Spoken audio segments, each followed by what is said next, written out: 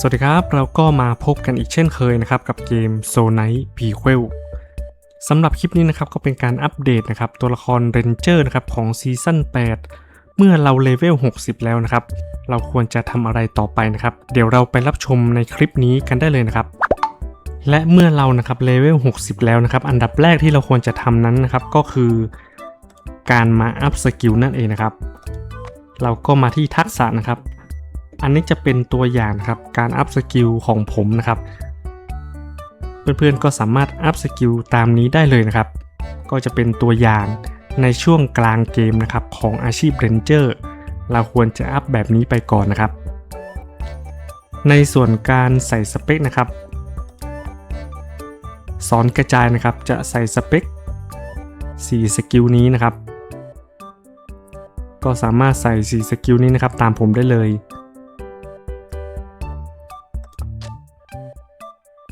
และอีกอันหนึ่งนะครับจะเป็นอันนี้นะครับ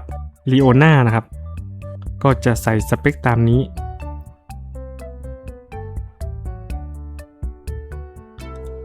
แล้วในส่วนของเงาสังหารนะครับเงาสังหารจะใส่4สกิลนี้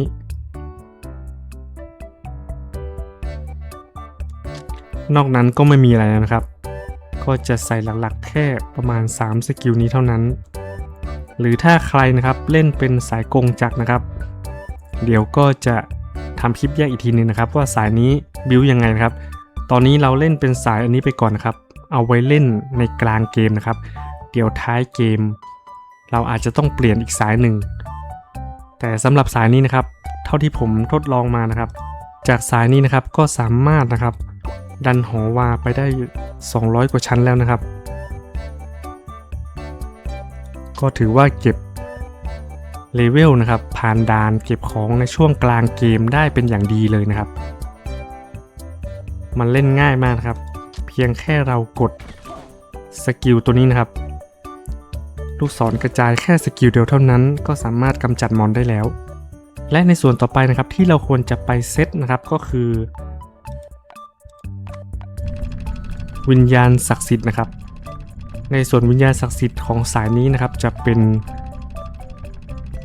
ที่เป็นผมสีดำนะครับมันจะมีผมสีอื่นด้วยนะครับแต่ว่าเราจะใส่ที่เป็นผมสีดำแบบนี้4อันอีก2อันก็อาจจะใส่เป็นพวกบวกความเสียหายก็ได้นะครับหรือว่า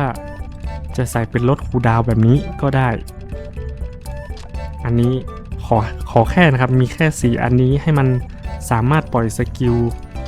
เลเซอร์แบบนี้นะครับได้แค่นั้นเองครับ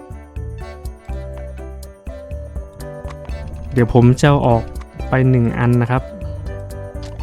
เราจะมาดูว่าถ้ามันไม่มีนะครับมีหรือมีไม่ครบนะครับผลของมันจะเป็นอย่างไรมันก็จะเป็นแค่ลูกธนูเปล่าๆนะครับลูกธนูตามปกติในช่วงกลางเกมก็สามารถกำจัดมอนได้เหมือนกันนะครับแค่ยิงลูกธนูแบบนี้นะครับแต่ถ้าเรามีวิญญาณศักดิ์สิทธิ์แล้วมันจะแรงขึ้นไปอีก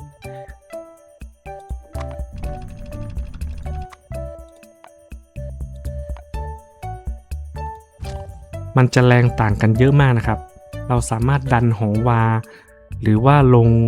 ขุดเหมืองนะครับในชั้นที่ยากๆได้นะครับหรือว่าฆ่าบอสก็ง่ายเหมือนกันและในส่วนของสวมใส่นะครับของสวมใส่ผมยังมีแค่นี้อยู่นะครับหลักๆนะครับ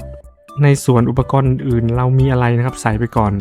ในช่วงกลางเกมมันยังต้องไปฟาร์มหาแต่ว่าสิ่งที่สำคัญนะครับจะต้องใส่นะครับปืนสั้นอันนี้จะเป็นปืนคู่นะครับปืนคู่สั้นในซีซั่นนี้นะครับในอุปกรณ์จะไม่มีผูกชะตามาแล้วนะครับดังนั้นนะครับในส่วนของอุปกรณ์นะครับเราควรที่จะหลอมให้ได้ความสามารถที่เราต้องการไปเลยนะครับอย่างเช่นอุปกรณ์ต่างๆตอนนี้นะครับมันไม่มีพันธะเข้ามาเกี่ยวข้องแล้วนะครับเราก็หลอมนะครับในสิ่งที่เราต้องการไปเลยโดยที่ไม่ต้องไปหวังว่าจะพันธะออกหรือไม่ออกนะครับไม่เหมือนเมื่อก่อนแล้วตอนนี้มันจะง่ายกว่านั้นในส่วนไอดอลอนก็เหมือนเดิมนะครับหลักๆคร่าวๆนะครับที่มาแนะนำในคลิปนี้นะครับก็เป็นการเซตตัวละครของเรนเจอร์นะครับในช่วงกลางเกมนะครับและอีกอันหนึ่งที่สำคัญก็คือตรงนี้นะครับพันธะแบบใหม่นะครับถ้า ถ้าเราสามารถไปฟาร์มหาพันธะที่เป็นสีทองแบบนี้ได้นะครับจะดีมากเพราะว่ามันจะมีพันธะนะครับให้เรา3อันด้วยกันนะครับ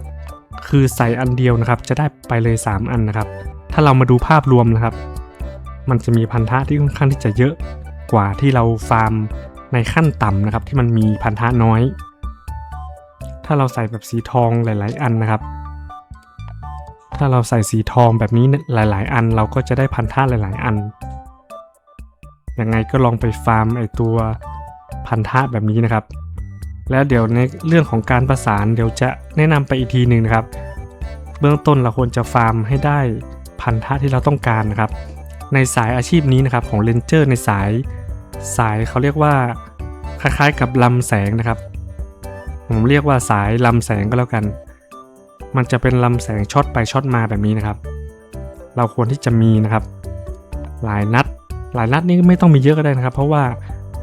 มันเหมือนจะแก้ค่าความสามารถของหลายนัดนะครับให้ต่ำลงนะครับทำให้ดาเมจเราเบาแต่แค่เพิ่มจำนวนลูกกระสุนให้เยอะขึ้นแค่นั้นเองนะครับจริงๆไม่ต้องใส่ก็ยังได้นะครับแต่ที่สำคัญจะต้องมีนะครับตัวนี้นะครับหินหักเห